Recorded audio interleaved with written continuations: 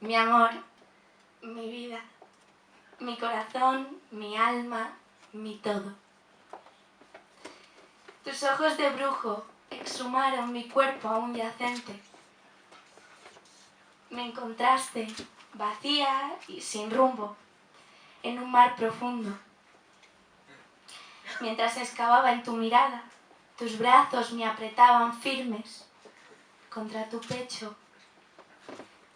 Ya era tarde.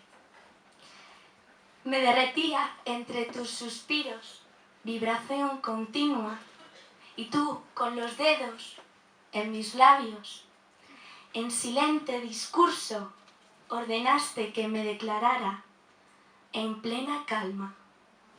Tu pecho contra mi pecho, en guerra de egos, en batalla continua, nuestros corazones se gritaban «¡Te quiero!».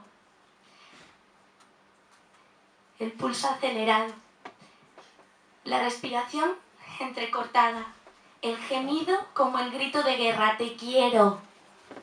Te quiero como nunca he querido a nadie. Te quiero como el más perfectamente imperfecto de los seres.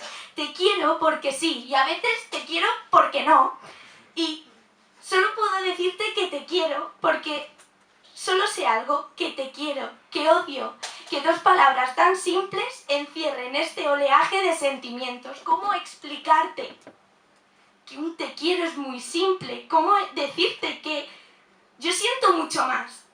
¿Cómo te cuento que en mí el sol se posó? Como si siento que un huracán, como si siento que un maremoto, siento un planeta girar, siento los planetas alrededor, siento cómo se me para el corazón cuando te veo.